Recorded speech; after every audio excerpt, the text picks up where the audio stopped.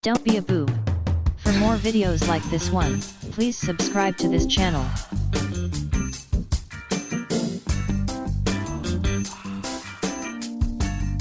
Medal garnered by Mikaela Shiffrin. Gold passing Ted Ligety, passing Lindsey Vonn, and looking for more hardware as these championships go on. Let's take a look at her entire slalom run. Again, Pino, she was the third skier down. Watch Brignone ski out. Cortoni went down, and then Shiffrin did this. Indeed, and just using her interview to kind of suss out this run. She says the first turns, she said, oh, look, feels a little slick. I don't feel that good. And then she said, well, if I don't feel that way, no one else is going to feel that way. And then with that, kind of settled into her run. You could see just a lot quicker, sharper, and now we see just how sharp it is. So many skiers is having difficulty at this point getting to the bottom. Look at that, right? I mean, that's right there. You see she lays that ski up on edge. It's perfectly clean, and she generates speed where almost everyone, even Vlhova and Kissing, were just managing the speed, and Shiffrin just powering up the ski. So clean, so balanced. She makes it look so easy, and as we know now, Dan, it is not. Shiffrin, of course, won the overall World Cup title in 2017, 18, and again in 19. And, of course, lost her father last year. COVID hit, and so Shiffrin has not been the same kind of skier, has struggled, admittedly, to find the motivation. But I'll tell you what, at these World Championships here in Cortina. Congratulations.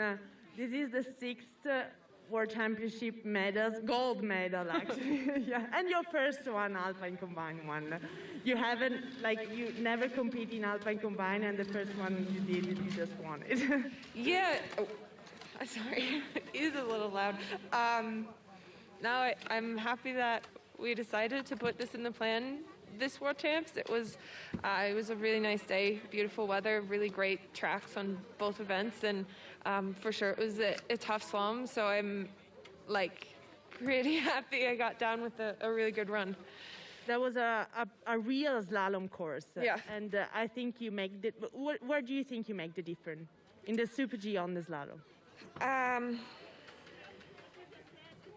Yeah, I mean, when you look at the top finishers, it's kind of the girls who are strong in both events. So I guess it makes quite a lot of sense. It is definitely a tough slalom. The conditions, I mean, I think really well prepared, but it was like you said, it's a real slalom, and I think it's absolutely necessary, especially for the men's coming down skiing on the same track. So it's fair for the whole field, but it's sometimes intimidating to go on that surface and think, oh, okay, now it's this is like going into battle. So you have to get really psyched up and do the very best skiing in order to come down fast and even get to the finish. Congratulations. Thank you.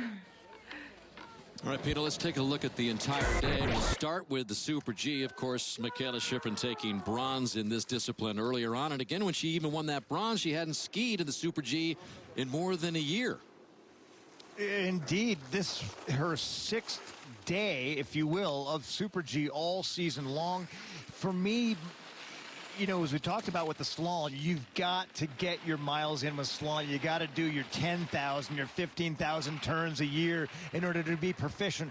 But when it comes to Super G and speed skiers, there's much more this element of freedom, and it's, you can get by with just being a great skier, which Mikaela Shiffrin clearly is. Now, she got trapped for that bronze medal performance through some of the terrain, and part of that was because she hadn't had that much training. And right through this section right here, she was not going to get fooled twice. Now, because of that, she gave up a little bit of speed in that run, so she doesn't end up winning the run. But what I think about when I look at the women's combined today, you've got 4 women that have gotten on the podium, if not won, a World Cup Super G. And all 4 of those same women have also been on the podium, if not won, a World Cup slalom. So that makes this Super Combined pretty competitive for 5 skiers. Got a little wide on that finish, but still put herself in great position. Again, the 3rd fastest Super G time, just 6/100ths back as she climbed in behind the Italians in the slalom. And I don't know if you sensed it, Dan, but just under that mask, I think there was a beaming Mikaela Shiffrin about what this run meant to her, because this is her baby. This is slalom. This is how she entered the World Cup. This is what she wants to keep and dominate. And Petra Vlhova has stolen that from her this year, along with Michelle Cassine. Both of those women have beaten Shiffrin more than she has beaten them collectively. But this run here was demonstrative in her lead. She was a half a second faster than Petra Vlhova. She was even more further ahead of Michelle Cassine, and she's thinking now about what the slalom is going to look like, because it's on a tougher hill. It'll also be icy. If this is any indication, everyone's going to be playing for second place in that slalom.